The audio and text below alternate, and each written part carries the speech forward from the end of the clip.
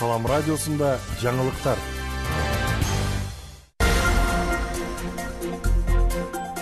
Баткенде саат 12 болду. Бүгүн 5 март күнгө шейшемби. Салам радиосунда жаңылыктардын кезектеги чыгарылышы. Саламатсыздарбы?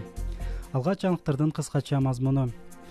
Бүгүн Ак калпак күнү белгиленип жатат. Баткен шаарында көрктөндүрүү иш-чарасы башталды. Киши урдоого шектүү депутат үй камагына алынды.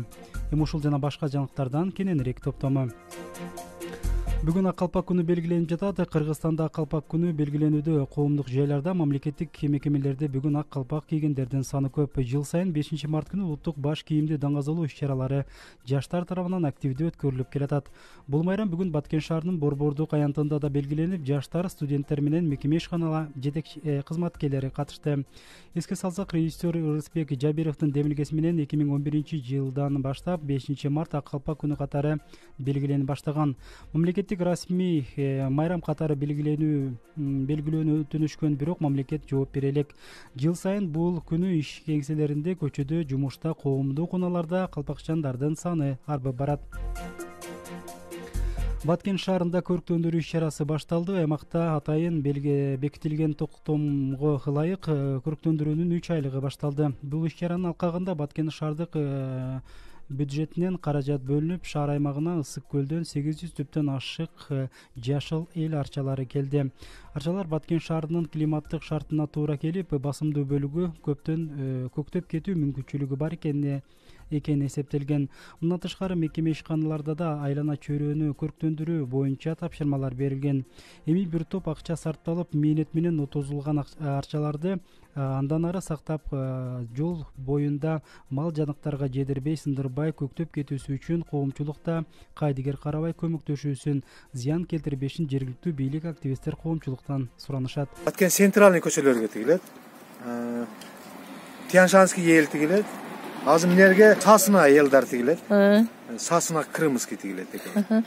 Главный эле суу постоянно коюп туруш керек. Судан калтырбай. Ысыкка чыдамдуу. Жалпысынан 1000ге жакын эгилет. 3 түрү арча эгилет. Крымский эгилет, Тяншанский эл эгилет. Сасына эгилет. Бүгүн соттордун кесиптик майрамы белгиленип жатат. Жыл сайын 5 март Кыргызстанда сот кызматкерлеринин кесиптик майрамы белгиленет. Бул күнгө карата Баткен облусунун жетекчилиги да сот тармагында иштеген кызматкерлерди кесиптик майрам менен куттуктады. Сот адилеттүүлүгү эл аралык деңгээлге жетти деп айтууга али эрте экендигин, өлкөнүн демократиялык жана укуктук мамлекеттик болуп калыптанышы соттордун кийинки аракетине жараша болоорун баса белгилеген. Коомчулук өкүлдөрү бул кызматтан өкүлдөрдү адилеттүүлүктүн калыптанышына салымы зор экенин айтышат. Кыргызстанда сот кызматкерлеринин күнү 2004 жылдан тарта белгиленип келет. Майрам экенине карабай, жумушчу күн кадимкидей, дейт Баткен облустук сотунун маалымат катчысы Аскар Баймуратов. Бүгүн 5 март сот кызматкерлеринин кесиптик күнү. Бул майрамды сот түзүмүнүн кызматкерлери 2004 жылдан бери белгилеп келе жатат. Айта кетсем, Баткен облусу боюнча 27 судья бүгүнкү күндө иш алып барууда. Мен ушул убакыттан пайдаланып, жалпы сот кызматкерлерин бүгүнкү кесиптик майрам менен куттуктайм. Киши урдоого шектүү депутат үй камагына алынды. Бизнес талаштан улам Бишкекте бир адамды күчтөп автоунаага салып кетип, жабыла токмоктогон чатак боюнча иш кайрадан карала баштады. Адам урдоого шектелген арасында Лелик районундагы айылдык кеңештин депутаты да бар. ИИМдин басма сөз кызматы кабарлагандай, былтыр сентябрь айында болгон бул чатактан кийин жабырлануучу милицияга кайрылган, бирок көп өтпөй кайра арызын алып койгон. Жаңы кылмыш кодекси ишке киргенден кийин февраль айынын ортосунда жабырлануучу кайра милицияга кайрылып, өткөн күздө өзүнө күч колдонгон адамдардын үстүнөн арыз жазган.